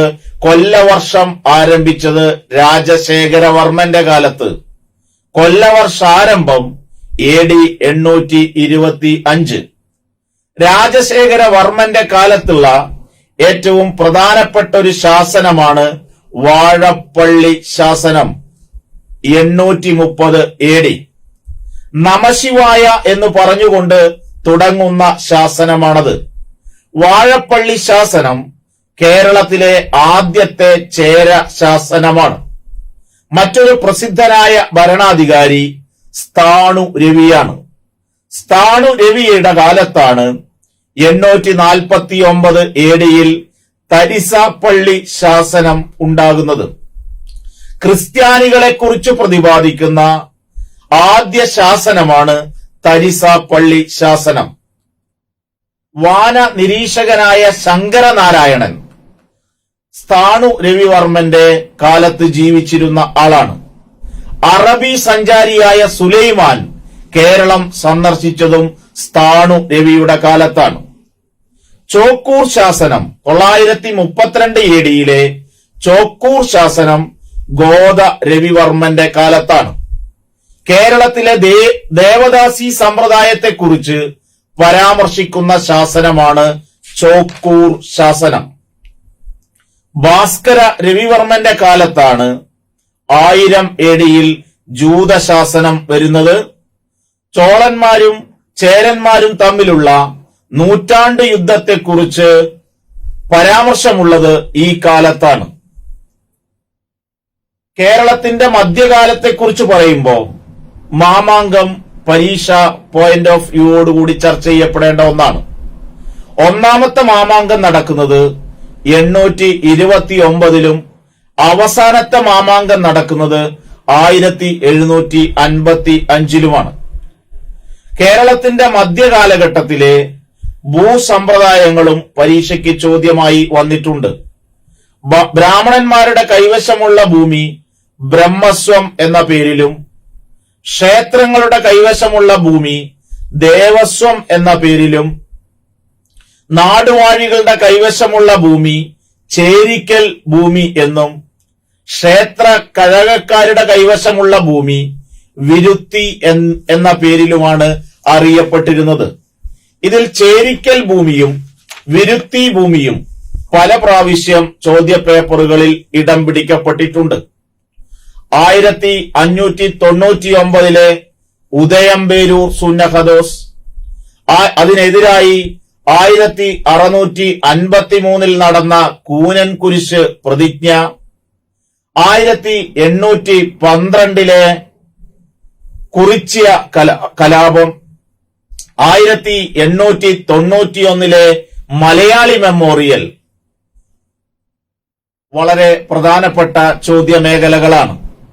ശ്രീമൂലം തിരുനാളിന്റെ കാലത്താണ് മലയാളികൾക്ക് സർക്കാർ സർവീസിൽ അർഹതപ്പെട്ട വിഹിതം കിട്ടണമെന്നാവശ്യപ്പെട്ടുകൊണ്ട് നിവേദനം ബാരിസ്റ്റർ GP പിള്ളയുടെ നേതൃത്വത്തിൽ കൊടുക്കുന്നത്. ഇതാണ് മലയാളി മെമ്മോറിയൽ എന്നറിയപ്പെടുന്നത്. അതിനുശേഷം ഡോക്ടർ പൽപ്പുവിന്റെ നേതൃത്വത്തിൽ ഈഴവ മെമ്മോറിയലും ശ്രീമൂലം രാജാവിന് നൽകുകയുണ്ടായി. സമരങ്ങളിൽ പ്രധാനപ്പെട്ട സമരമാണ് മലബാർ സമരങ്ങൾ. 1835 മുതൽ 1853 വരെ വലിയ കലാപങ്ങൾ മലബാറിന്റെ പല ഭാഗങ്ങളിൽ ബ്രിട്ടീഷുകാർക്കെതിരായി ഉണ്ടായിട്ടുണ്ട്. ഈ കലാപങ്ങളെ പൊതുവെ മാപ്പിള കലാപങ്ങൾ എന്നാണ് വിശേഷിപ്പിക്കുന്നത്. മാപ്പിള കലാപങ്ങളെക്കുറിച്ച് പഠിച്ച ബ്രിട്ടീഷ് ചിന്തകനാണ് വില്യം ലോഗൻ. മലബാർ മാനുവൽ എഴുതിയ വില്യം ലോഗൻ കാർഷിക രംഗത്തെ അസംതൃപ്തിയാണ് മലബാർ കലാപത്തിനു കാരണം എന്നാണ് അദ്ദേഹം കണ്ടെത്തിയത്. പിന്നീട് 1921 മലബാർ ലഹള നടക്കുകയുണ്ടായി. മലബാർ ലഹളയുമായി ബന്ധപ്പെട്ട് ഉള്ളൊരു സംഭവമാണ് പൂക്കോട്ടൂർ യുദ്ധം. അതുപോലെ തന്നെ വാഗൺ ട്രാജഡി 1921 നവംബർ 10. ആലി മുസ്ലിയാരും വാരിയംകുന്നത്ത് കുഞ്ഞഹമ്മദാജിയും സീതിക്കോയ തങ്ങളുമായിരുന്നു ഈ കലാപത്തിന്റെ നേതാക്കന്മാർ. വേലുത്തമ്പി ദളവയുടെ നേതൃത്വത്തിൽ തിരുവിതാംകൂറിൽ നടന്ന പോരാട്ടങ്ങൾ പരീക്ഷയുമായി ബന്ധപ്പെടുത്തേണ്ടതാണ്. നാട്ടുകൂട്ടം ഇളക്കം, 1809 കുണ്ടറ വിളംബരം എന്നിവ പ്രധാനപ്പെട്ടതാണ്. മലബാറിലെ പഴശ്ശിരാജാവ് ആദിവാസികളെ സംഘടിപ്പിച്ചുകൊണ്ട് തലക്കൽ ചന്തുവിന്റെ നേതൃത്വത്തിൽ ബ്രിട്ടീഷുകാർക്കെതിരായ പോരാട്ടം. അവസാനം വെല്ലസ്ലി പ്രഭു പഴശ്ശിരാജാവിനോട് പരാജയപ്പെട്ട് ബ്രിട്ടനിലേക്ക് തിരിച്ചു പോകുന്നു. തോമസ് ഹാർവി ബാബർ 1805 നവംബർ മാസം 30 പഴശ്ശിരാജാവിനെ വെടിവെച്ചിടുന്നു. വൈക്കം സത്യാഗ്രഹം 1924 നടക്കുന്നത്. കെ കേളപ്പനാണ് വൈക്കം സത്യാഗ്രഹത്തിന്റെ നേതാവ്. വൈക്കം സത്യാഗ്രഹവുമായി ബന്ധപ്പെട്ട് സവർണ ജാഥ നയിച്ചത് മന്നത്ത് പത്മനാഭനാണ്. കേരളത്തിലെ ഉപ്പു സത്യാഗ്രഹത്തിന്റെ കേന്ദ്രം പയ്യന്നൂർ ആയിരുന്നു. കെ കേളപ്പനും മുഹമ്മദ് അബ്ദുറഹിമാനുമായിരുന്നു ഇതിന്റെ നേതാക്കന്മാർ. 931 ഗുരുവായൂർ സത്യാഗ്രഹം നടക്കുന്നത്. അതിന്റെ നേതാവ് കെ കേളപ്പനാണ്. എന്നാൽ വളണ്ടിയർ ക്യാപ്റ്റൻ AK ഗോപാലൻ ആയിരുന്നു. 932 നടന്ന മറ്റൊരു പ്രക്ഷോഭമാണ് നിവർത്തന പ്രക്ഷോഭം. സി കേശവനും NV ജോസഫുമായിരുന്നു ഇതിന്റെ നേതാക്കന്മാർ. ഈ നിവർത്തന പ്രക്ഷോഭവുമായി ബന്ധപ്പെട്ട ഏറ്റവും പ്രധാനപ്പെട്ട ഒരു പ്രസംഗമാണ് കോഴഞ്ചേരി പ്രസംഗം. കോഴഞ്ചേരി പ്രസംഗം സി കേശവനുമായി ബന്ധപ്പെട്ടുള്ളതാണ്. 1936 നവംബർ മാസം 12-ാം തീയതിയാണ് ക്ഷേത്ര പ്രവേശന വിളംബരം പുറപ്പെടുവിക്കുന്നത്. ശ്രീ ചിത്തിര തിരുനാൾ ബാലരാമവർമ്മയാണ് ക്ഷേത്ര പ്രവേശന വിളംബരം പുറപ്പെടുവിക്കുന്നത്. ആധുനിക കാലത്തെ മഹാത്ഭുതം എന്നാണ് ഗാന്ധിജി ഇതിനെ വിശേഷിപ്പിക്കുന്നത്. ഇതോടൊപ്പം ശ്രദ്ധിക്കേണ്ട ഒരു മേഖല കേരളത്തിലെ കർഷക തൊഴിലാളി പ്രക്ഷോഭങ്ങളാണ്. 1941 കയ്യൂർ സമരം പ്രധാനപ്പെട്ട ഒന്നാണ്. 1939 കേരള കമ്മ്യൂണിസ്റ്റ് പാർട്ടി പാറപ്പുറത്ത് വെച്ച്, പിണറായിയിലെ പാറപ്പുറത്ത് വെച്ച് രൂപം കൊള്ളുന്നത്. 1942 ക്വിറ്റ് ഇന്ത്യ സമരത്തിന്റെ ഭാഗമായി കേരളത്തിൽ കീഴരിയൂർ ബോംബ് കേസ് ഉണ്ടാകുന്നത്. KB മേനോനാണ് ഇതിൽ പ്രതി ചേർക്കപ്പെട്ടത്. 1946 അമേരിക്കൻ മോഡൽ അറബിക്കടലിൽ എന്ന മുദ്രാവാക്യവുമായി സർ CP രാമസ്വാമി അയ്യർക്കെതിരെ നടന്ന തൊഴിലാളി പ്രക്ഷോഭമാണ് പുന്നപ്ര വയലാർ സമരം. ഐക്യ കേരളവുമായി ബന്ധപ്പെട്ട ചില ചോദ്യങ്ങളും പരീക്ഷയ്ക്ക് ആവർത്തിച്ചു വന്നിട്ടുണ്ട്. KPCC 1921 രൂപം കൊള്ളുന്നത്. ഒറ്റപ്പാലത്ത് വെച്ച് T പ്രകാശത്തിന്റെ അധ്യക്ഷതയിലാണ് KPCC രൂപം കൊള്ളുന്നത്. പിന്നീട് 1949 ജൂലൈ 1 തിരുക്കൊച്ചി സംയോജനം നടക്കുന്നു. തിരുക്കൊച്ചി സംയോജനത്തിന്റെ ഭാഗമായി തിരുക്കൊച്ചിയിലെ ആദ്യ പ്രധാനമന്ത്രിയായി TK നാരായണപിള്ള സ്ഥാനമേൽക്കുന്നു. 1956 സംസ്ഥാന പുനഃസംഘടനാ നിയമം വരുന്നത്. അതിന്റെ ഭാഗമായി 1956 നവംബർ 1 കേരളം രൂപീകൃതമാവുകയാണ്. കേരളത്തിന്റെ രൂപീകരണത്തിലേക്ക് നയിച്ച ആശയപരമായ ഏറ്റവും വലിയ സംഭാവന നൽകിയത് 1.25 കോടി മലയാളികൾ എന്ന പുസ്തകം രചിച്ച EMS നമ്പൂതിരിപ്പാടാണ്. കേരളം മലയാളികളുടെ മാതൃഭൂമിയായി, അങ്ങനെ കേരളമായി 1956 നവംബർ 1 മാറുകയാണ്. അതിനെ തുടർന്ന് കേരളത്തിൽ നടന്ന ആദ്യ തെരഞ്ഞെടുപ്പ് 1957 ഫെബ്രുവരി മാർച്ച് മാസങ്ങളിൽ നടക്കുകയാണ്. തെരഞ്ഞെടുപ്പിൽ EMSന്റെ നേതൃത്വത്തിലുള്ള മന്ത്രിസഭ അധികാരത്തിൽ വരുന്നു. 1957 ഏപ്രിൽ 5 EMS കേരളത്തിന്റെ ആദ്യ മുഖ്യമന്ത്രിയായി അധികാരമേൽക്കുന്നത്. ആ ഗവൺമെന്റ് കേരളത്തിന്റെ വിദ്യാഭ്യാസ മേഖലയിലും കേരളത്തിന്റെ ഭൂപരിഷ്കരണ മേഖലയിലും സുപ്രധാനമായ നിയമങ്ങൾ പാസാക്കുകയുണ്ടായി. വിദ്യാഭ്യാസ ബിൽ കേരളത്തിലെ അധ്യാപകരെ സ്കൂൾ മാനേജർമാരുടെ പീഡനത്തിൽ നിന്ന് സംരക്ഷിച്ച വിദ്യാഭ്യാസ ബില്ലും, മലയാളികൾക്ക് സ്വന്തമായി ഭൂമി കൊടുക്കാൻ വേണ്ടി കൊണ്ടുവന്ന ഭൂപരിഷ്കരണ ബില്ലും ഏറ്റവും പ്രധാനപ്പെട്ട കാര്യങ്ങളാണ്. ഇതിനെതിരെ കുപ്രസിദ്ധമായ വിമോചന സമരം 1959 നടക്കുകയാണ്. ഈ വിമോചന സമരത്തെ തുടർന്ന് 1959 ജൂലൈ 31 ഭരണഘടനയുടെ 356 വകുപ്പ് പ്രകാരം ഈ ഗവൺമെന്റിനെ പിരിച്ചുവിടുകയാണ്. കേരളത്തിലെ സാമൂഹ്യ മാറ്റവുമായി ബന്ധപ്പെട്ട ചോദ്യങ്ങൾ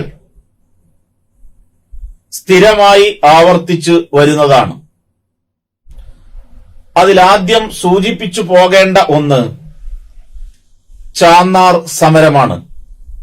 1822 ചാന്നാർ സമരം നടക്കുന്നത്. മേൽമുണ്ട് സമരമെന്നും മേൽശീല സമരമെന്നും ചാന്നാർ കലാപം അറിയപ്പെടുന്നു. ഈ സമരത്തെ തുടർന്ന് 1859 ഉത്രം തിരുനാൾ സ്ത്രീകൾക്ക് മാറുമറയ്ക്കാനുള്ള അവകാശം നൽകുകയാണ്. ചാന്നാർ സമരത്തിനു പിന്നിൽ പ്രവർത്തിച്ച സാമൂഹ്യ പരിഷ്കർത്താവായാണ് വൈകുണ്ഠ സ്വാമികൾ അറിയപ്പെടുന്നത്. കേരളത്തിന്റെ വിദ്യാഭ്യാസ മേഖലയിൽ വളർച്ചയ്ക്ക് വലിയ സംഭാവന നൽകിയത് ക്രൈസ്തവ പുരോഹിതന്മാരുടെ സംഘങ്ങളാണ്. അതിൽ തിരുവിതാംകൂറിൽ LMS-ഉം കൊച്ചിയിലും തിരുവിതാംകൂറിലും CMS-ഉം മലബാറിൽ ബാസൽ ഇവാഞ്ചലിക്കൽ മിഷൻ BEM-ഉം വലിയ സംഭാവനകൾ നൽകിയുണ്ടായി. കേരളീയ നവോത്ഥാനത്തിന്റെ പിതാവ് എന്നറിയപ്പെടുന്നത് ശ്രീനാരായണ ഗുരുവാണ്. ജാതി ലക്ഷണം എന്ന തന്റെ പ്രസിദ്ധമായ പുസ്തകത്തിൽ ഒരു ജാതി, ഒരു മതം, ഒരു ദൈവം മനുഷ്യന്, മതമേതായാലും മനുഷ്യൻ നന്നായാൽ മതി, സംഘടിച്ച് ശക്തരാകുവിൻ, വിദ്യ കൊണ്ട് പ്രബുദ്ധരാകുവിൻ തുടങ്ങിയ ആശയങ്ങൾ മലയാളികളിൽ എത്തിക്കുകയാണ് ശ്രീനാരായണ ഗുരു. 903 ആലുവയിൽ വെച്ച് സർവമത സമ്മേളനം ഇദ്ദേഹത്തിന്റെ നേതൃത്വത്തിൽ നടക്കുകയാണ്. പരീക്ഷയ്ക്ക് ശ്രീനാരായണ ഗുരുവുമായി ബന്ധപ്പെട്ട് ഏറ്റവും കൂടുതൽ ആവർത്തിച്ചു വന്നിട്ടുള്ള ചോദ്യം അരുവിപ്പുറം പ്രതിഷ്ഠയുമായി ബന്ധപ്പെട്ടാണ്. വർഷം 1888. ജാതിഭേദം മതദ്വേഷമേതുമില്ലാതെ സർവരും സോദരത്വേന വാഴുന്ന മാതൃകാ സ്ഥാനമാണിത് എന്ന് അരുവിപ്പുറം ക്ഷേത്ര കവാടത്തിൽ എഴുതി വെച്ചത് ശ്രീനാരായണ ഗുരുവിന്റെ മതേതരമായ കാഴ്ചപ്പാട് പ്രതിഫലിപ്പിക്കുന്നതാണ്. മറ്റൊരു സാമൂഹ്യ പരിഷ്കർത്താവ് വെങ്ങാനൂരിൽ ജനിച്ച അയ്യങ്കാളിയാണ്. ജാതി വേണ്ട, മതം വേണ്ട മനുഷ്യന് എന്ന അദ്ദേഹം മലയാളികളെ ഉദ്ബോധിപ്പിക്കുകയാണ്. 1907 സാധുജന പരിപാലന സംഘത്തിന് അദ്ദേഹം രൂപം കൊടുക്കുകയാണ്. വില്ലുവണ്ടി സമരം അദ്ദേഹത്തിന്റെ നേതൃത്വത്തിൽ നടന്ന സമരമാണ്. 915 കല്ലുമാല സമരം, 90-ാം ആണ്ട് ലഹള, പുലയ ലഹള, ഊരൂട്ടമ്പല ലഹള തുടങ്ങിയവ അയ്യങ്കാളിയുടെ നേതൃത്വത്തിൽ നടന്ന സമരങ്ങളാണ്. വാഗ്ബടാനന്ദൻ മറ്റൊരു സാമൂഹ്യ പരിഷ്കർത്താവാണ്. 917 ആത്മവിദ്യാ സംഘത്തിന് ഇദ്ദേഹം രൂപം കൊടുക്കുകയാണ്. യജമാനൻ എന്ന മാസിക വാഗ്ബടാനന്ദന്റേതാണ്. കണ്ണൂർ പാട്യമാണ് അദ്ദേഹത്തിന്റെ പ്രവർത്തന കേന്ദ്രം. നായർ വിഭാഗത്തിലെ മറ്റൊരു പരിഷ്കരണ നേതാവാണ് ചട്ടമ്പി സ്വാമികൾ. കാഷായം ധരിക്കാത്ത സന്യാസി എന്നാണ് ഇദ്ദേഹത്തെ വിശേഷിപ്പിക്കപ്പെടുന്നത്. മുസ്ലിങ്ങൾക്കിടയിൽ കേരളത്തിൽ പരിഷ്കരണത്തിന് നേതൃത്വം കൊടുത്ത നേതാവാണ് വക്കം അബ്ദുൽ ഖാദർ മൗലവി. 1905 അഞ്ചുതെങ്ങിൽ അദ്ദേഹം സ്വദേശാഭിമാനി ആരംഭിക്കുകയാണ്. പിന്നീട് സ്വദേശാഭിമാനി രാമകൃഷ്ണപിള്ള ഇതിന്റെ പത്രാധിപരായി മാറുന്നു. അൽ ഇസ്ലാം എന്ന് പറയുന്ന മാസികയും കേരള മുസ്ലിം ഐക്യ സംഘം എന്ന സംഘടനയും വക്കം അബ്ദുൽ ഖാദർ മൗലവി രൂപം കൊടുത്തതാണ്. സാമൂഹ്യ പരിഷ്കർത്താക്കളിൽ എടുത്തു പറയേണ്ട ഒരു പേര് വൈകുണ്ഠ സ്വാമികളുടേതാണ്. സമത്വ സമാജം എന്ന് പറയുന്ന സംഘടന അദ്ദേഹം രൂപീകരിക്കുകയാണ്. മുന്തിരിക്കിണർ, കണ്ണാടി പ്രതിഷ്ഠ, ജാതി ഒന്ന്, മതം ഒന്ന്, കുലം ഒന്ന്, ദൈവം ഒന്ന് എന്ന ആശയം എന്നിവ വൈകുണ്ഠ സ്വാമികളുടേതാണ്. സഹോദരൻ അയ്യപ്പൻ കേരളത്തിലെ നവോത്ഥാന നായകരിൽ ഒഴിവാക്കാനാകാത്ത ഒരു പേരാണ്. ചെറായിയിലാണ് സഹോദരൻ അയ്യപ്പന്റെ പേരിലുള്ള സ്മാരകം സ്ഥിതി ചെയ്യുന്നത്. വേലക്കാരൻ എന്നും സഹോദരൻ എന്നും പേരിലുള്ള പത്രങ്ങൾ ഇദ്ദേഹം ആരംഭിക്കുകയുണ്ടായി. ജാതി വേണ്ട, മതം വേണ്ട, ദൈവം വേണ്ട മനുഷ്യന് എന്ന് പറഞ്ഞുകൊണ്ട് പന്തി ഭോജനത്തിന് നേതൃത്വം കൊടുത്ത സാമൂഹ്യ പരിഷ്കർത്താവാണ് സഹോദരൻ അയ്യപ്പൻ. നമ്പൂതിരി വിഭാഗത്തിനിടയിൽ സാമൂഹ്യ പരിഷ്കരണത്തിന് നേതൃത്വം കൊടുത്ത വ്യക്തിത്വമാണ് VT ഭട്ടതിരിപ്പാട്. യോഗക്ഷേമ സഭയിലൂടെ അദ്ദേഹം തന്റെ പരിഷ്കരണ പ്രവർത്തനങ്ങൾക്ക് നേതൃത്വം കൊടുത്തു. ഉണ്ണി നമ്പൂതിരി എന്ന മാസിക പരീക്ഷയ്ക്ക് പലപ്പോഴായി ആവർത്തിക്കാറുണ്ട്. അടുക്കളയിൽ നിന്ന് അരങ്ങത്തേക്ക് എന്ന് പറയുന്ന നാടകം, കണ്ണീരും കിനാവും എന്ന ആത്മകഥ എല്ലാം VT ഭട്ടതിരിപ്പാടിന്റേതാണ്. മറ്റൊരു സാമൂഹ്യ പരിഷ്കർത്താവാണ് പണ്ഡിറ്റ് കറുപ്പൻ. ജാതിക്കുമ്മി എന്ന് പറയുന്ന പുസ്തകം എഴുതിക്കൊണ്ട് അരയ സമാജം സ്ഥാപിച്ച് വലിയ സാമൂഹ്യ പരിഷ്കരണത്തിനാണ് അദ്ദേഹം തുടക്കം കുറിച്ചത്. കേരള ലിങ്കൺ എന്നാണ് പണ്ഡിറ്റ് കറുപ്പൻ അറിയപ്പെടുന്നത്. ക്രിസ്തുമത പരിഷ്കരണവാദികളിൽ ഏറ്റവും പ്രധാനി ചവറ കുര്യാക്കോസ് അച്ഛനാണ്. CMIയുടെ സ്ഥാപകനായിട്ടാണ് ഇദ്ദേഹം അറിയപ്പെടുന്നത്. ഇങ്ങനെ സാമൂഹ്യ പരിഷ്കരണ പ്രസ്ഥാനങ്ങളിലൂടെ, കർഷക തൊഴിലാളി പ്രസ്ഥാനങ്ങളുടെ പുരോഗമനപരമായ കാഴ്ചപ്പാടിലൂടെ കേരളം ആധുനികതയിലേക്ക് പ്രവേശിക്കുകയാണ്. ഞാൻ അവസാനിപ്പിക്കുകയാണ്. ഇന്ത്യയിലെ പ്രാചീനകാലം, മധ്യകാലം, ആധുനിക കാലം തുടങ്ങിയ മേഖലകളിൽ നിന്ന് ആരംഭിച്ച് കേരളത്തിന്റെ പുരാതന കാലവും, കേരളത്തിന്റെ മധ്യകാലവും, കേരളത്തിന്റെ ആധുനിക കാലവും പരീക്ഷാ പോയിന്റിലൂടെ എൻട്രി ലെവലിൽ നിന്നുകൊണ്ട് വിശകലനം ചെയ്യാനാണ് മുതിർന്നിട്ടുള്ളത്. ഇത് നിങ്ങളുടെ അവസാനഘട്ട പഠനത്തിന് ഒരു ബ്രഷപ്പ് ആവുമെങ്കിൽ ഞാൻ സംതൃപ്തനായി എന്ന് മാത്രം സൂചിപ്പിച്ചുകൊണ്ട് നിങ്ങൾക്ക് ഓരോരുത്തർക്കും ഒരിക്കൽ കൂടി വിജയാശംസകൾ നേർന്നുകൊണ്ട്